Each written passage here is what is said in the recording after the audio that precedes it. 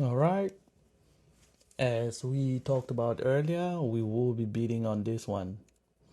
So we have mostly everything we need. Now we just want to go about seeing how we can source our subs. And there are a couple of things I didn't really talk about that are very critical. Remember, we are not we are a middleman. So we are not performing these services ourselves. We are looking for somebody that would do this job. But we want to get the best person for the job because, mind you, it's not about winning a contract, but about fulfilling the contract. Because imagine you winning a contract and you're unable to fulfill the contract. That is very bad, that is very bad on your portfolio. And there are chances that it is going to affect you down the line. So we really do not want that. We don't want that. In this case, we have to do our due diligence in vetting potential subcontractors. And also, it is worth noting that while we're tempted to get a winning bid, it is always important to have a minimum of two bids because imagine you finding yourself in a situation where the sub you decide to go with backs out on you or something happens. Remember, you do have that contract on your hands, right? And you do have to fulfill that contract because if the government was to terminate that contract, they're going to put that in your file. It's going to count against you. So we don't want that. But if you get two bids, meaning you have a bid that is just sitting in case of an emergency, and the original sub is to back out, you do have a backup. You want that. You want that. And I know we have been going all on about reaching out to subs, getting subs to fulfill this contract for us. There is a term you'll come to find out about, net 30, meaning net 30 payment. It means net 30. Come on. Net 30 is a term used in invoice to describe a deadline for payment of an invoice. Net 30 means the payment is due within 30 days within the invoice when the invoice is received. So net 30 and net 60 days. So when you are in the market looking for potential subs, you need to have this at the back of your mind. So most of the times we will be going with subs that are small businesses. But now the question comes in, do they have the financial capabilities of doing a net 30 contract? Because nemo dat qua non habet, you cannot give what you do not have. If most of you are just starting out, what are the chances you do have the money in your account to pay them and then get reimbursed by the government? Some of you might have that, but something tells me most people will not have that money, especially if this is your first government contract. You will not have that money sitting in an account to pay them for the performance of the task for that month before the government is reimbursing you. So you want to make sure your potential sub is on the same page with you, meaning they understand that from when they provide an invoice and the government accepts it, it can take up to 30 days for that invoice to be honored. So you have to take that into consideration. It's not like because most times, especially for your first contract, there is going to be some back and forth in that contract between you and contracting. You know, Yes, there will be some back and forth because chances are high most people don't get the invoice right on the first time. Like we talked about, the government is going to pay you for work performed and not what is agreed upon. Remember that. If you guys agree that they're going to pay you $100 a month for work performed, if you perform $50 worth of work, they're going to pay you $50. It's not going to be $100. So mind you, that is key. And in this specific contract, we do see that they did say they reserve the right for days that they have their trainings or whatever is going on. They can give you a 24-hour notice to say facilities and buildings are going to be shut down, so you cannot perform work. That is going to be taken out of your account for the month because you did not perform work on that day. So that is something to take note of. Another key point we should check out is we want to make sure the subs we are looking at, they themselves do not have cage codes. Because what do we know about cage codes? If they have a cage code or a UEI, it means they themselves can bid on these contracts. And mind you, while some of them can be active government contractors, they might not have an idea of this contract, So imagine you just going to give them a sweet lick. You just bring it across their radar. They just looked at it and they just smell it. That's a good opportunity, and they bid on it themselves. Besides, they have the capability to do that. They're going to take that away from you. So it's always good when you are contacting them, you do all this preliminary, just these preliminary checks to make sure you are in good hands. And this is where something very key will come in. Okay, here when I initially searched, remember, it showed me the cleaning solution, office cleaners, 4 years in business, in MAs 24/7. So these were house cleaners. However, these are the businesses. You see this? These ones have websites.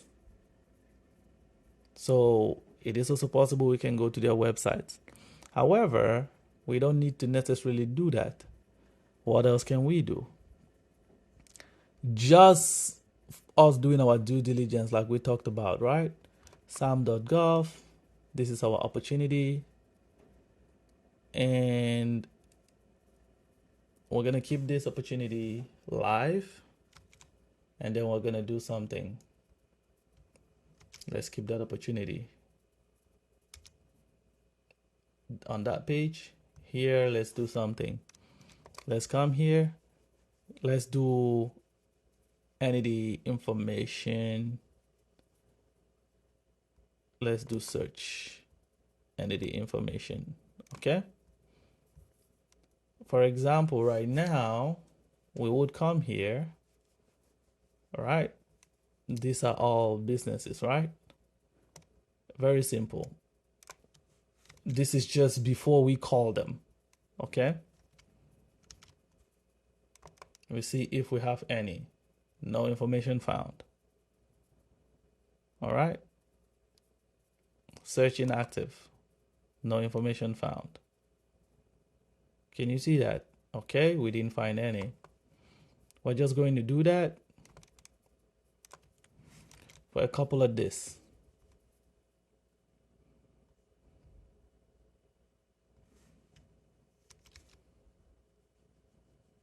Nope.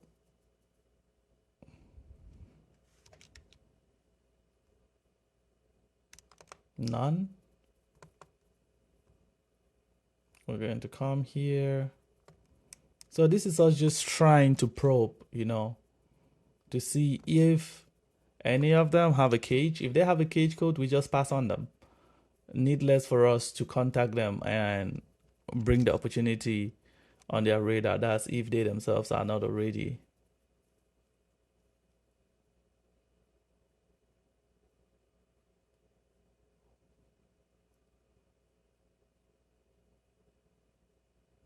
Oh, it is telling us we have to log in. All right. At this point, I am going to go ahead and log in.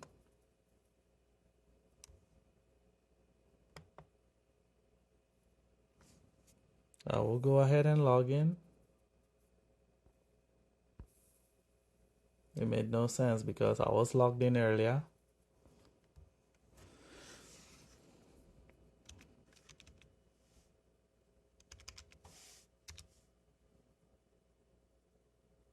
All right, I am in.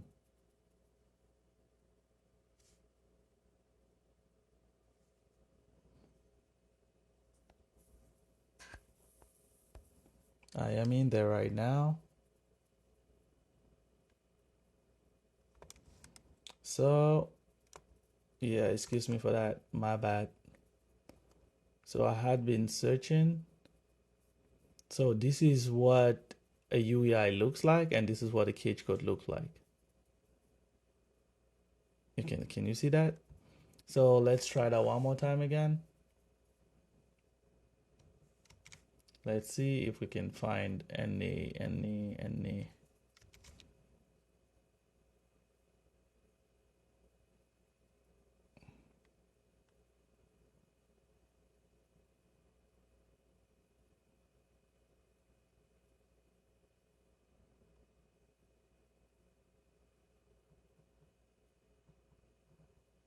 Can you see that? This is different though.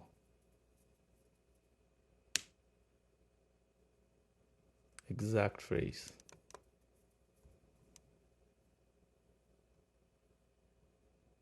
Can you see that? But this, no. There is something about it that is definitely pulling that up. Let's check it. Why does it keep giving us these guys? Can you see? So these guys clearly are on SAM.gov.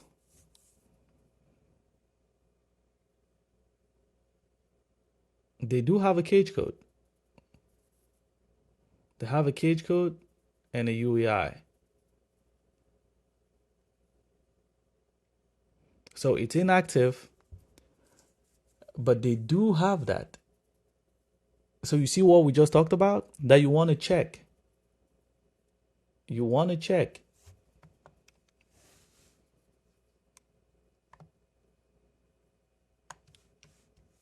So that's a hard pass for me. I'm not even going to contact them. But there would have been a good option because clearly they probably have dealt with government contracting before. So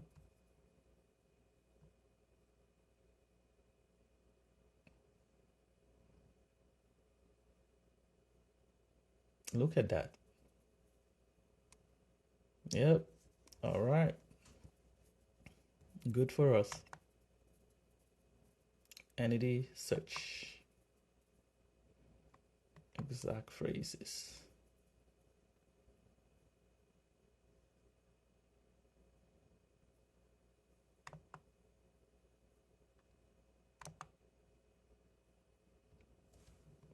Booyah. Search inactive. None. So these guys are not part of it, but the first guys clearly are. So they have a cage code, so we're gonna avoid those ones.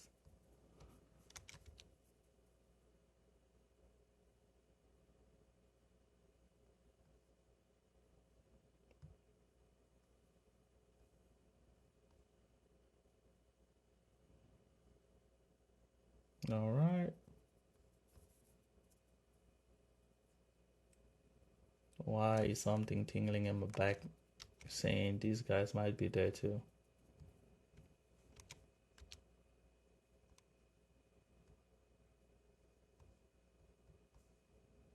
They are not. Search inactive. Those guys are not there. So them we can want to call. We are going to call them. But right now, as you can see what the time is, my time is 2:30 a.m. So clearly they are sleeping and the business is closed, so we cannot call them right now. But Once they wake up, they will be getting a call from me. Window cleaning and property maintenance. So I would just go ahead and contact, say, 6 or 7 of them. The whole point I will do that is to get the best quote. Remember, this particular bidding, what did they tell us? It is based on price only. So this award is going to be based on price only, price alone. So no past performance, no certifications, price alone. So if we can get 5 or 6 quotes from that area, it gives us a better understanding of what the market around there looks like. Okay, so that's what we will be doing. So with that being said, there is another tool I use, and I think it is key, especially as you get into this journey. This tool, it helps track contracts that I am bidding on and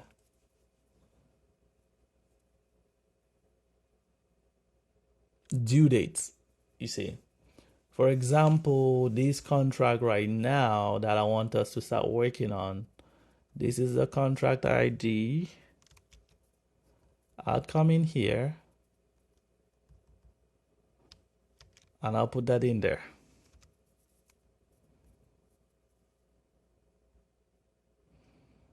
This is janitorial. And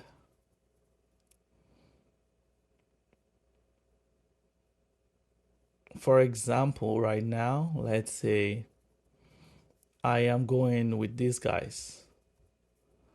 We did agree. Those guys have a significant rating. Yes, we didn't see these guys on there, right? We're going to use them. And they're going to go in here. So the thing about this tool is quite useful in that it not only reminds you of due dates, it automatically sends an email. Can you see that? Enter that information and everything, it can automatically send an email to let you know if you're somewhere in part of the, and as you can see, this is part of my Google Docs. This is in my Google Drive. I do have a copy of it on my desktop, but this is the copy on my Google Drive. In case I am on the go and I'm not in front of a computer, I should be able to still access this document. As you can see, it is telling you this one shows it's about to expire. Can you see that? The contract is about to expire. That's what it is telling you right now, because this contract expires on the 1st of April based on the information we've put in here, the 1st of April 2024. So you can see it's about a week in, it's already giving us an alert. Sends an email out saying, hey, this contract is about to expire. So we will use this for the bidding. We will go back to that same solicitation. And when was it open? It was open March 19th.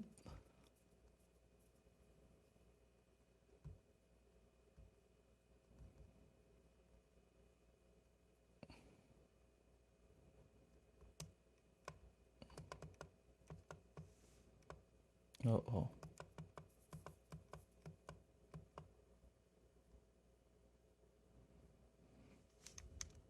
2024.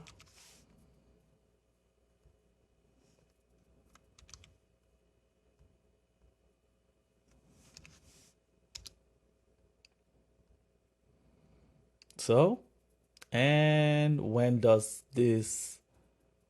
the due date? April 7th? No, April 2nd. Yep, I should have messed that one up, eh?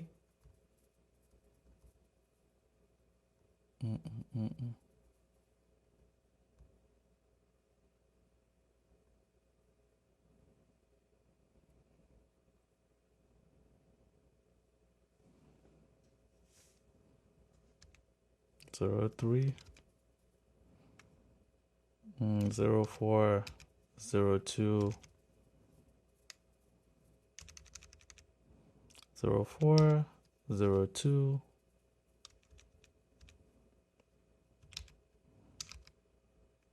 come on, April 2nd 2024.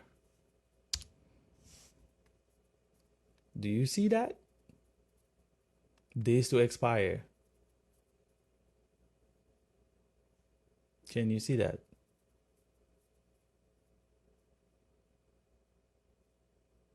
Do you see it? It shows us we have 10 days. If we have an internal contact, this is where we're going to put in the information of the people we are, the potential subcontractors. I mean, here is going to be us. We're going to have our information in here. Let's say my email address.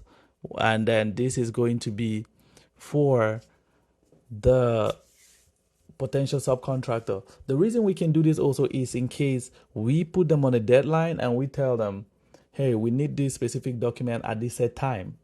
You know, if we have requested some documents from them, this can also help us. But also, this document is not just for the contract that you win. For example, if I win this contract, I change all of that to green. You get? If I win this contract, it turns to green. I mark it as green. You feel me? So I mark it as green. It lets me know this is an active contract. So I have two of these sheets. One is to track the bidding process, and the other one is strictly for active contracts. It lets me know what is going on. Make sense? So that is a key tool. Now, another thing I use is this. This is, like I told you, yes, you can do emails. Emails do work, especially if you're out of the United States, but most times I call them because when you call people, the chances of you getting a rapid response is faster than email. Some businesses, yes, do prefer you email them, but I think in my experience, calling them up is probably a good idea. So what I would do is I get on the phone with them, I call them. If this was, say, during the day, I call them up.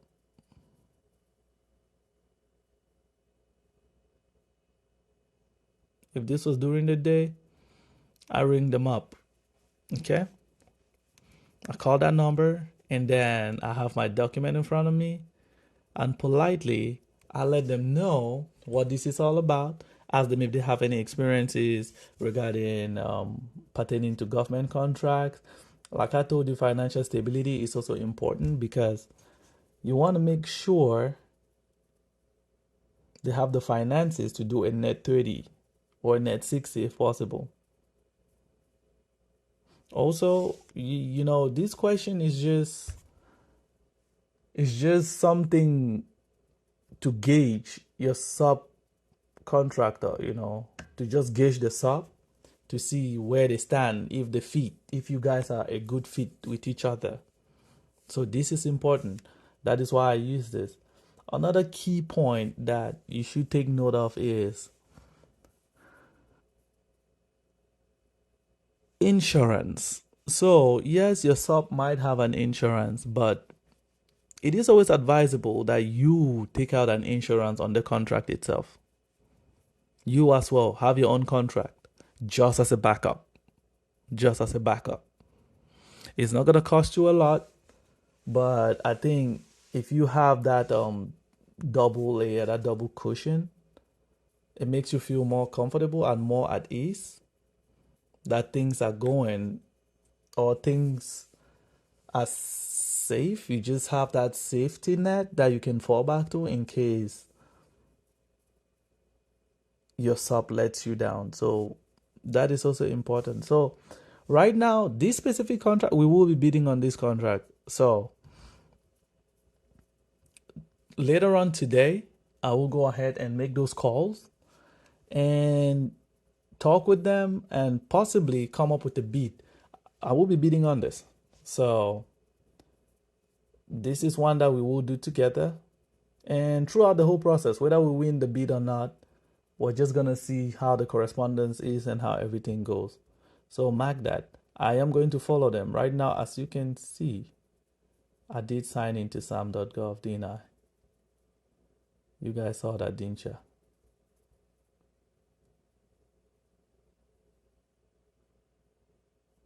I was signed in. Okay, good. Let me follow them. It means I am signed in. Good. Okay. So I am following them right now since we're going to be bidding on it. I am following them. The reason I'm following them is because in case there is any change in here, I don't necessarily have to log into SAM.gov. I should be able to just get a notification through my email that something has changed with regards to the solicitation. If there's been any amendments, I will receive that email because I do check my email every morning. So, and very often, like most people will do. So you have to leverage a couple of different technologies to make this very easy for you or somewhat seamless for you. So I do use ChatGPT. ChatGPT helps you, there are some, it just helps you. So you can use it to your advantage. Yeah, some people have the paid version of it. I just use the free one. You can use the free one. Just create an account with it and you should be all good to go.